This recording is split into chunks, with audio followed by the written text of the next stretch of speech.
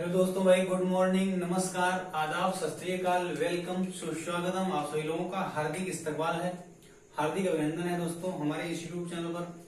दोस्तों, जैसा कि आप सभी लोगों को पता होगा, हमने इतिहास को पढ़ना और पढ़ाना प्रारंभ किया था और कल हमने इतिहास में ही अपने हमारे पूरे भारतीय इतिहास का एक बहुत ही इम्पोर्टेंट टॉपिक जिसे हम मुगल काल के नाम से जानते हैं उसको पढ़ना प्रारंभ किया था दोस्तों।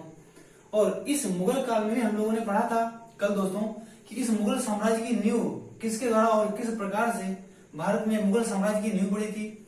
और इसी में दोस्तों कल हमने पढ़ा था कि बाबर का जन्म कब हुआ था और बाबर के पिता बाबर के माता कौन थे, बाबर ने भारत पर पहला आक्रमण कब किया।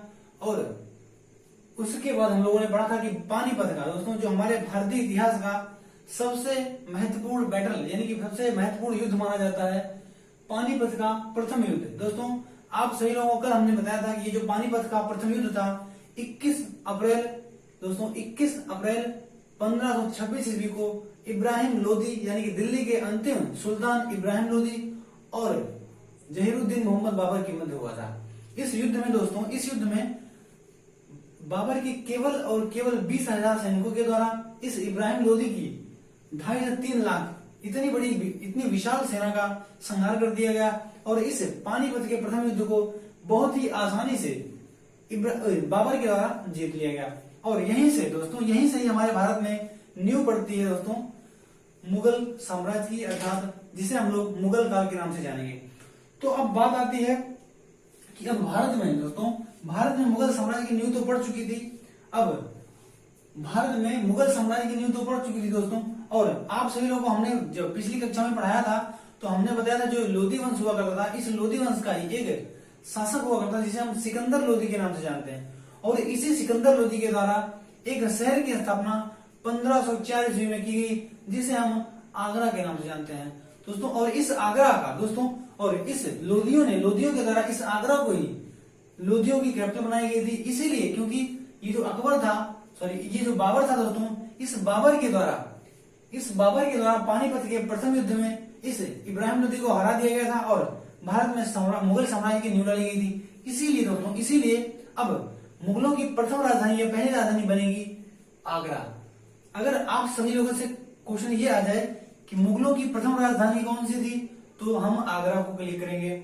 और लेकिन दोस्तों बाद में चलकर हमारी जो मुगलों की राजधानी थी जो दिल्ली बनी, पुनः उसके बाद फतेहपुर सीकरी भी बनी थी। तो ये सब हुआ दोस्तों, हम लोग उसके बारे में आगे चर्चा करेंगे।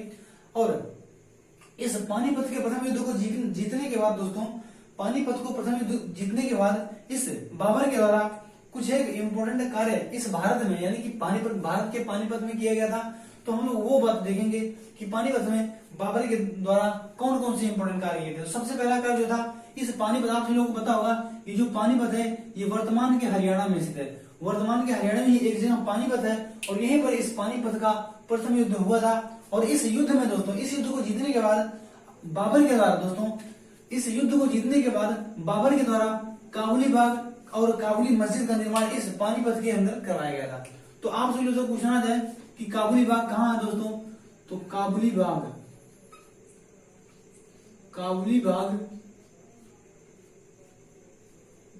और काबुली मस्जिद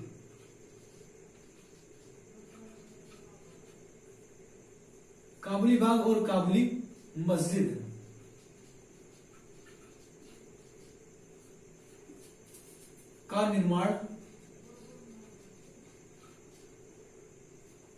बाबर ने करवाया था।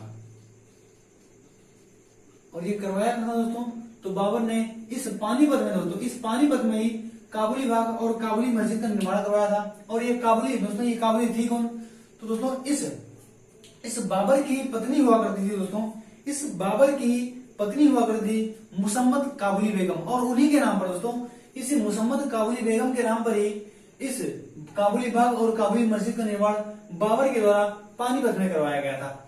अगर आप सभी लोगों से पूछना आ जाए कि मुगल साम्राज्य का वह कौन सा सुल्तान था या कौन सा बादशाह था जिसे बागवानी का शौक था या बागवानी का शौक रखने वाला सुल्तान कौन था, तो आप सभी लोगों से क्वेश्चन अगर इस प्रकार से आ जाए तो आप लोग बताएंगे बाबर को, क्योंकि ये बागवानी दोस्तों काबुली बाग का निर्माण जो है पानीपत में बाबर के द्वारा करवाया गया था। इसी से पता चलता है ये जो बाग बाग शब्द है अर्थात इस बागवानी का जो अर्थ था वो केवल और केवल बाबर के द्वारा रखा गया था। और इसी बाबर में ही एक मस्जिद का निर्माण किया गया था जिसे हम लोग काबुली मस्जिद के नाम से जानते हैं। और नेक्स्ट नंबर पर अगर हम लोग बात करें तो इस पानीपत के प्रथम युद्ध को जीतने के बाद बाबर काबुल और कांधार गया, और क्योंकि ये उसका प्रथम स्थान था, क्योंकि काबुल और कंधार पर सबसे पहले बाबर ने आक्रमण किया था और अधिकार करके 3 साल वहां पर रूल किया और वहां पर अस्थायित्व प्राप्त करके दोस्तों वहीं से ही हमारे भारत में आक्रमण करना प्रारंभ किया। तो इस युद्ध को जीतने के बाद बाबर पहले काबुल और कांधार गया और वहां पर इसने 2 सिक्के चलवाए, एक शाहरुख सिक्के और कांधार में बाबरी सिक्के चलवाए गए। इस बाबर के द्वारा काबुल में शाहरुख सिक्के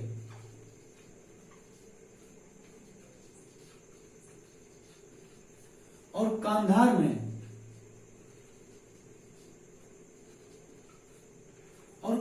में बाबरी सिक्के चलवाए।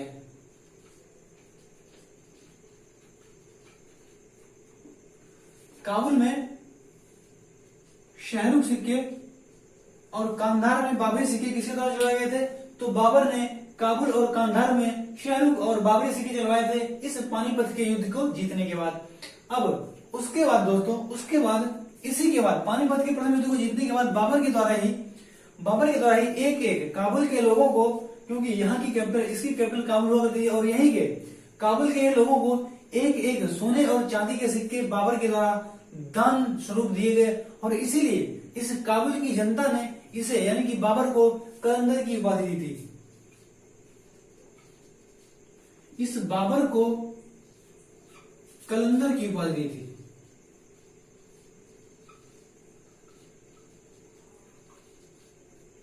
इस बाबर को जो कलंदर की उपाधि दी थी वो किसके द्वारा दी गई थी? तो इस काबुल की जो जनता थी, इसी काबुल की जनता के द्वारा बाबर को कलंदर की उपाधि दी गई थी। अब अगर अगले पॉइंट की हम लोग बात करें दोस्तों, तो अगले पॉइंट हम लोग देखेंगे कि इसी आप लोगों को पता होगा इसी बाबर का ही एक पुत्र हुमायूं हुआ करता था। और उस समय हमारे ग्वालियर पर दोस्तों उस समय हमारे ग्वालियर के एक राजा विक्रमजीत हुआ करते थे और इन्हीं राजा विक्रमजीत से ही दोस्तों ये प्रसिद्ध कोहिनूर हीरा छीनकर इस हुमायूं के द्वारा बाबर को भेंट किया गया था। तो हमारे विश्व प्रसिद्ध या भारतीय प्रसिद्ध इतिहास का सबसे प्रसिद्ध कोहिनूर हीरो को हुमायूं के द्वारा विक्रमजीत से छीनकर बाबर को भेंट स्वरूप दिया गया था। और वहीं से दोस्तों इस हीरे को बाबरी डायमंड के नाम से भी जाना जाने लगा। तो हम लोग अगर बात करें अगले पॉइंट की, तो अगले पॉइंट में हम लोग देखेंगे हुमायूं के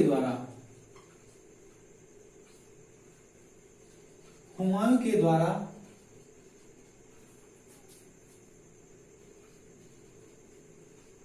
ग्वालियर के राजा विक्रमजीत से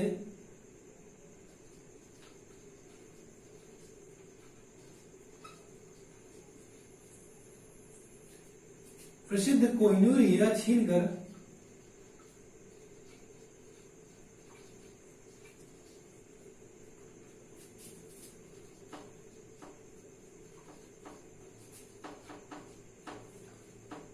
बाबर को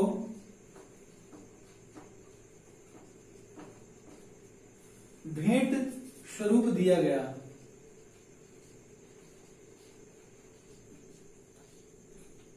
अर्थात उस समय 1500 ईस्वी में दोस्तों 15वीं शताब्दी में हमारे इस प्रसिद्ध हीरा जो था ये हमारे भारत में ग्वालियर के राजा विक्रमजीत के पास हुआ करता था और इसी हीरे को हुमायूं के द्वारा अर्थात बाबर के पुत्र हुमायूं के द्वारा विक्रमजीत से छीनकर बाबर को भेंट स्वरूप दिया गया था। और दोस्तों अब अगर हम लोग बात करें तो हमने उस समय हमने बताया था जब पानीपत का युद्ध हो रहा था उस समय, उससे पहले हम लोगों ने बताया था आपको कि इस बाबर को ही निमंत्रण देने का काम किसने किया था? तो उसी के ही इस इब्राहिम लोदी के ही एक चाचा हुआ करते थे दौलत खान लोदी और उसी के ही एक भाई हुआ करते थे आलम खान लोदी। इन्हीं के द्वारा बाबर को भारत पर आक्रमण करने का निमंत्रण दिया गया था। और इसमें एक और व्यक्ति था दोस्तों आप सभी लोग हमने बताया था उस समय हमारे राजस्थान में मेवाड़ा पर, दोस्तों राजस्थान के मेवाड़ा पर ही एक राजपूत वंश हुआ करता था, और इसी राजपूत वंश में एक प्रसिद्ध शासक जिसे हम राणा सांगा अर्थात महाराणा संग्राम सिंह के नाम से जानते हैं, उसका रूल हुआ करता था। और उसी ने दोस्तों, उसी महाराणा संग्राम के द्वारा भी इस इब्राहिम लोदी को 1527 में खतौली के युद्ध में हरा दिया गया था, और वहीं से इस इब्राहिम लोदी का और महाराणा प्रताप का खानवा के युद्ध से दोस्तों बनती नहीं थी। इसीलिए इस महाराणा संग्राम के द्वारा भी इस बाबर को आमंत्रण यानी कि निमंत्रण पत्र भेजा गया कि आप आइए और इस इब्राहिम लोदी पर अटैक कीजिए, हम आपकी सैन्य सहायता करेंगे दोस्तों। लेकिन युद्ध के समय इस राणा सांगा ने उस बाबर की मदद नहीं की, और इसीलिए दोस्तों ये युद्ध समाप्त होने के बाद, ये सब काम करने के बाद बाबर को सबसे पहले याद किसकी आई? इस राणा सांगा की याद आई, क्योंकि इस समय जो हमारे राजस्थान का अर्थात मेवाड़ के राजपूत वंश का सबसे प्रतापी शासक, सबसे शक्तिशाली शासक हुआ था वो आपका राणा संग्राम सिंह हुआ करता था। और इसीलिए बाबर को ऐसा लग रहा था कि जब तक ये जीवित है तब तक हमारे लिए दोस्तों भारत में राज्य करना इतना आसान नहीं है। इसलिए अब इसके बाद, क्योंकि बाबर को एक रीजन मिल चुका था, एक कारण मिल चुका था कि युद्ध दोस्तों, युद्ध में आमंत्रण देने के बाद हमारी सहायता करने का वायदा किया था और उस वायदे से मुकर गया। इसीलिए अब नेक्स्ट नंबर पर जो युद्ध होगा बाबर के द्वारा वो होगा 1527 में खानवा का युद्ध।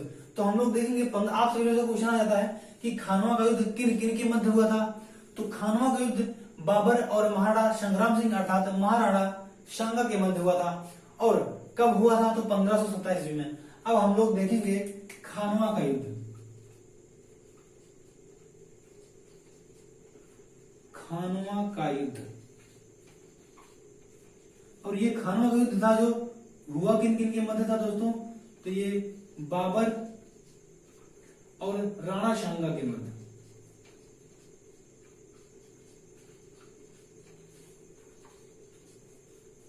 और इस युद्ध में इतिहासकारों के द्वारा ऐसा माना जाता है कि इस युद्ध में जब राणा सांगा और बाबर की सेनाएं आमने सामने थी, तो इस राणा सांगा की सेना इतनी अधिक थी कि इस बाबर के जो सैनिक थे वो युद्ध करने से एकदम अपना हाथ खड़ा कर दिए दोस्तों, अर्थात युद्ध करने से मना कर रहे थे। लेकिन इस युद्ध में बाबर ने भी एक रणनीति अपनाई, एक चाल चली, और इस बाबर ने इसी युद्ध में यानी कि खानवा के युद्ध में जिहाद का नारा दिया दोस्तों। इस बाबर के द्वारा ही जिहाद का नारा दिया गया था। इस जिहाद का नारा दिया गया था। और जिहाद दोस्तों, आप सभी लोगों को पता होगा जिहाद होता क्या है? तो जिहाद एक धर्म युद्ध है, धर्म। इस युद्ध में दोस्तों, इस युद्ध में बाबर अपने सैनिकों से कहता है कि आप सभी लोगों को पता होगा कि हम इस भारत में आए थे इस्लाम धर्म का प्रचार प्रसार करने आए थे। अगर आप सभी लोगों को ऐसा मंजूर है कि हम लोग खाक छाने और इधर उधर दर दर की भटके, दर दर की ठोकरें खाने पर मजबूर हों, तो आप सभी लोग इस युद्ध में हमारी सहायता करें और इस राणा सांगा को हराने में हमारी मदद करें। इसलिए दोस्तों, इस धर्म युद्ध के उस समय आप सभी को पता होगा कि धर्म युद्ध, आज के समय में आप लोग देख रहे होंगे कि धर्म के नाम पर लोग मर मिटने को तैयार हो जाते हैं। और दोस्तों, इस युद्ध में एक इम्पोर्टेंट बात और हुई थी। इस युद्ध में इस राणा सांगा के साथ दो लोगों की संयुक्त सेनाएं थी। आप सभी लोगों को पता होगा इस राणा सांगा के साथ इस खानवा के युद्ध में दो लोगों की सेनाएं थी दोस्तों। और ये युद्ध हुआ कब था? तो 1527 में, क्योंकि पानीपत के एक साल बाद ही ये खानवा का युद्ध हुआ था। और इस युद्ध में दो लोगों की सेनाएं थी। आप सभी लोगों को पता होगा कि इस जो लोदी वंश था दोस्तों, इस लोदी वंश का ही एक शासक इब्राहिम लोदी हुआ करता था। और इसी का ही एक भतीजा हुआ करता था महमूद लोदी। क्योंकि महमूद लोदी दोस्तों, इस महमूद लोदी को जिंदा छोड़ दिया गया था, जीवित छोड़ दिया गया था। और इसीलिए दोस्तों, इस युद्ध में अपने चाचा, अपने वंशजों का बदला लेने के लिए इस महमूद लोदी के द्वारा इस राणा सांगा की हेल्प की गई इस खानवा के युद्ध में। और एक शासक हुआ करता था, ग्वालियर का ही एक शासक हुआ करता था मेदिनी राय। इस युद्ध में राणा सांगा की मदद दो लोगों ने की थी, मेदिनी राय और एक दूसरा था महमूद लोदी और राणा सांगा और मेदिनी राय, इन तीनों की संयुक्त सेनाएं इस बाबर का सामना नहीं कर पाई। और इस युद्ध में बाबर राणा सांगा की इन तीनों की संयुक्त रूप की सेनाओं को बुरी तरह से हराया और इस युद्ध में जीत हासिल की। क्योंकि अब अगला नंबर किसका रहेगा? मेदिनी रहेगा, क्योंकि बिना किसी रीजन के दोस्तों किसी रीजन के बिना किसी कारण के मेदिनी राय ने इस राणा सांगा की मदद की थी और इसी बात से रुष्ट होकर, इसी बात से गुस्सा होकर इस बाबर के द्वारा अगले ही वर्ष 1528 में इस मेदिनी राय के ऊपर आक्रमण किया जाएगा और होगा चंदेरी का युद्ध। दोस्तों अब हम लोग पढ़ेंगे 1528 में चंदेरी का युद्ध, हम लोग पढ़ेंगे बाबर और मेदिनी राय के मध्य होगा। और इस युद्ध में भी दोस्तों बाबर इस मेदिनी राय को हराकर उसकी हत्या कर देगा। अब हम लोग पढ़ेंगे अगला युद्ध कौन सा हमारा होगा दोस्तों, तो अगले युद्ध में हम लोग देखेंगे चंदेरी का युद्ध।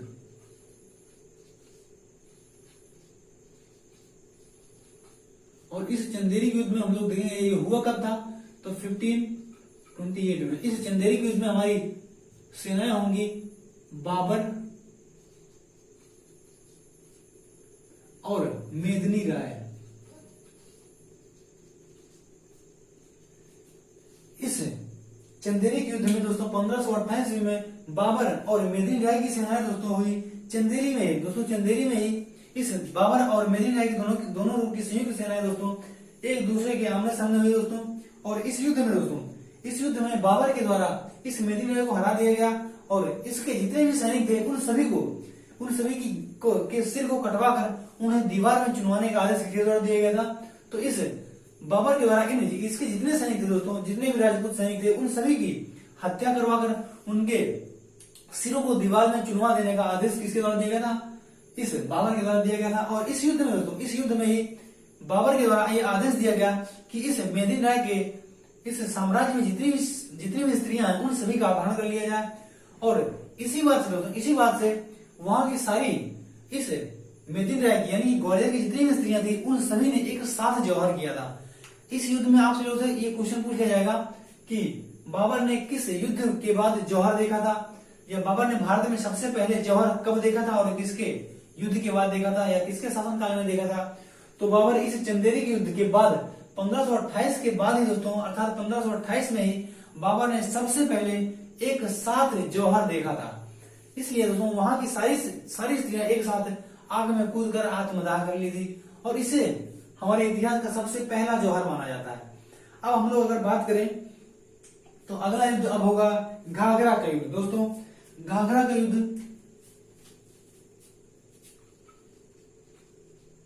दोस्तों हम लोग देखेंगे घाघरा का युद्ध 1529 में। ये हमारे इतिहास का सबसे प्रसिद्ध बैटल माना जाता है और इतिहासकारों के द्वारा ऐसा माना जाता है ये जो घाघरा का युद्ध है ये जल और थल दोनों स्थानों पर लड़ा गया था। जल और थल दोनों स्थानों पर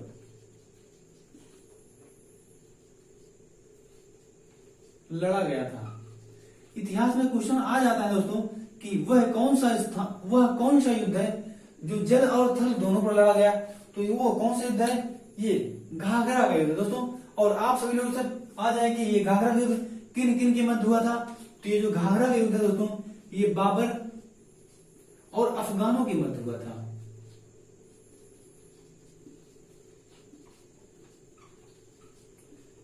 ये घाघरा युद्ध जो था वो बाबर और अफगानों के मध्य हुआ था, क्योंकि दोस्तों अफगान, आप सभी लोगों को पता होगा ये जो महमूद लोदी था, ये इब्राहिम लोदी, ये अफगान हुआ करते थे। और दोस्तों ये इसी में दोनों ये बेसिकली किसके मध्य, अफगानों के मध्य हुआ था। अफगानों हम लोग अगर देखें तो महमूद लोदी, क्योंकि आप सभी लोगों को पता होगा ये जो इसके पहले दोस्तों ये खानवा का युद्ध हुआ था। इस खानवा के युद्ध में बाबर के द्वारा इस राणा सांगा की हत्या कर दी गई थी और इस युद्ध में खानवा के युद्ध में इन तीनों महमूद लोदी और इस मेदिनी राय और राणा सांगा, इन तीनों लोगों की संयुक्त रूप की सेनाएं भी बाबर का सामना नहीं कर सकी और इस युद्ध में बाबर ने राणा सांगा की हत्या कर दी और इन दोनों को छोड़ दिया गया। और इसके बाद ही मेदिनी राय के द्वारा अगला युद्ध हुआ बाबर और मेदिनी राय के मध्य चंदेरी युद्ध 1528 में। और इस युद्ध में बाबर ने मेदिनी राय की हत्या की और उसके बाद अब बच रहा है कौन, महमूद लोदी। और दोस्तों इसे हम लोग अफगान वंश का अंतिम शासक मानते हैं दोस्तों, लेकिन इसके बाद भी आगे चलकर हमारे भारत में हुमायूं के टाइम पीरियड में, यानी कि 1540 से लेकर के 1556 तक दोस्तों हम लोग पढ़ेंगे एक दूसरा अफगान वंश, जिसे हम लोग शेर शाह सूरी के नाम से जानेंगे, और जिसे हम लोग सूर्यवंश के अंतर्गत पढ़ेंगे, वो हमारा होगा अफगान वंश, और वो हमारे भारतीय इतिहास का अंतिम अफगान वंश होगा। लेकिन उससे पहले देख लेंगे हम लोग कि अफगान कौन थे दोस्तों। तो ये वही अफगान थे, इब्राहिम लोदी के ये वंशज हुआ करते थे, और इन्हीं के द्वारा इस घाघरा के युद्ध में दोस्तों लड़ाइया, और ये युद्ध इतना प्रसिद्ध है दोस्तों कि इस युद्ध को जल और थल दोनों स्थानों पर लड़ा जाने वाला युद्ध इतिहास वालों द्वारा बताया गया। और ये युद्ध हुआ करता था कब था, तो 1529 में ये युद्ध बाबर और अफगानों के मध्य हुआ दोस्तों। और इस युद्ध में बाबर इतनी बुरी तरह घायल हुआ कि दोस्तों इस बाबर ने इस अफगान की तो हत्या कर दी महमूद लोदी की। लेकिन दोस्तों इस युद्ध में बाबर खुद भी इतना ज्यादा घायल हुआ कि इसी के एक साल बाद दोस्तों 1530 ईस्वी में 1530 में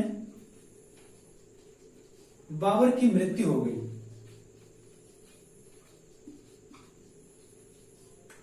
इस 1530 ईस्वी में बाबर की मृत्यु हो गई। अब दोस्तों इसके बाद अब रूल करेगा हमारे भारत पर हुमायूं, यानी कि हमारे मुगल साम्राज्य का दूसरा बादशाह, जिसे हम हुमायूं के नाम से जानते हैं, वो हमारे भारत पर रूल करेगा। और उसके रूल में दोस्तों, क्योंकि इस बाबर के 4 पुत्र हुआ करते थे, और दोस्तों उन्हीं 4 पुत्रों क्योंकि दोस्तों बाबर मरने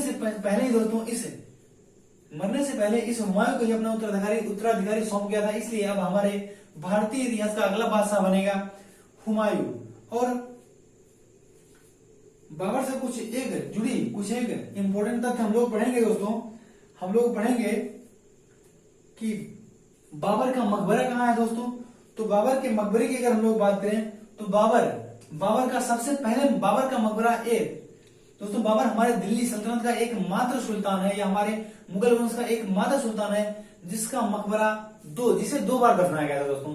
बेसिकली सबसे पहले जब इसकी मृत्यु हुई थी 1530 ईस्वी में, यानी कि भारत में ही इसकी मृत्यु हुई थी, और भारत में मरने के बाद इसे सबसे पहले दिल्ली के आराम बाग में दफनाया गया था। यानी कि मकबरे की अगर हम लोग बात करें तो पहला मकबरा था दिल्ली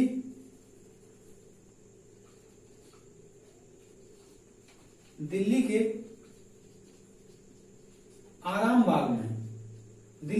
बाग में इसका मकबरा स्थित था।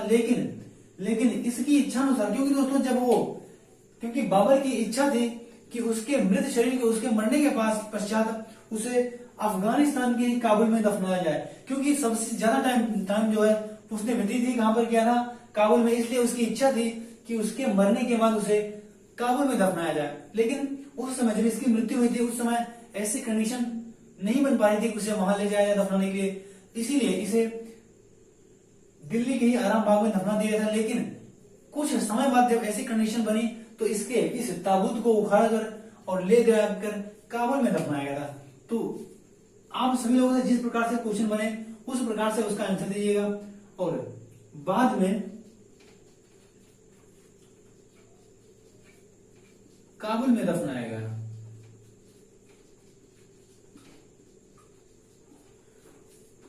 और इस बाबर ने ही दोस्तों, आप सभी लोग हमने बताया था कि बाबर ने एक बुक अपनी आत्मकथा लिखी थी, बाबर की आत्मकथा।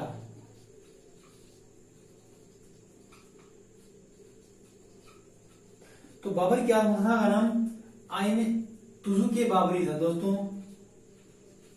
तुजुक ए बाबरी। इस तुजुक ए बाबरी ये जो थी ये बाबर के द्वारा लिखी गई थी, और ये बाबर की आत्मकथा मानी जाती है। और इसी आत्मकथा में दोस्तों इसी आत्मकथा में बाबर ने उस समय यानी कि 1500 इस समकालीन भारत यानी कि इस बाबर के टाइम पीरियड में हमारे भारत का जो सबसे शक्तिशाली सुल्तान था वो किसको बताया था दोस्तों। तो इस बाबर ने ही अपनी ही ऑटोबायोग्राफी आत्मकथा तुजुक ए बाबरी में दोस्तों इस कृष्णदेव राय को दोस्तों उस समय का सबसे शक्तिशाली शासक बनाया था। तो दक्षिण भारत के एक प्रसिद्ध शासक कृष्णदेव राय हुआ करते थे दोस्तों, कृष्णदेव राय। और इसी कृष्णदेव राय को इस बाबर ने तुजुक ए बाबरी में सबसे शक्तिशाली शासक बताया था। भारत का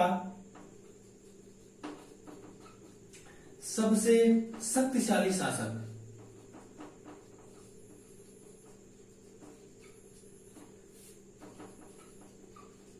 और अगर आपसे क्वेश्चन पूछ ले कि जो तुजुके बाबरी है दोस्तों, इस तुजुके बाबरी का फारसी में अनुवाद किस नाम से किया गया है दोस्तों, या किसके द्वारा कराया गया था दोस्तों, तो ये जो तुजुके बाबरी है दोस्तों, इस तुजुके बाबरी का फारसी में अनुवाद अब्दुल रहीम खाने खाना।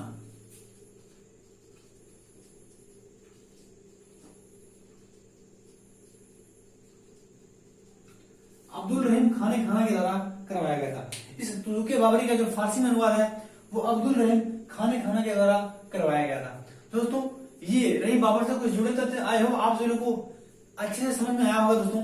और एग्जाम के पॉइंट ऑफ व्यू से जो जो चीज इंपॉर्टेंट थी बाबर से दोस्तों, हमने सब कुछ आप सभी लोगों को बताने का और समझाने का प्रयत्न किया। आई होप आप सभी लोगों को ये वीडियो पसंद आई होगी। वीडियो पसंद आए तो वीडियो को लाइक कर देना, शेयर कर देना और हमारे चैनल को सब्सक्राइब करके पास में लगी बेल आइकन को प्रेस कर देना दोस्तों। तभी तो आप लोगों को पता चलेगा कि हम आप सभी लोगों के लिए डेली कौन कौन से और कितने प्रकार के वीडियो अपलोड करते हैं। तो दोस्तों इस वीडियो को और इस सेशन को अच्छे से देखिए, डेफिनेटली आप लोगों को आपके एग्जाम में हेल्प मिलेगी इन वीडियो से दोस्तों। तो दोस्तों वीडियो देखने के लिए आपका बहुत बहुत धन्यवाद। आपका दिन शुभ हो।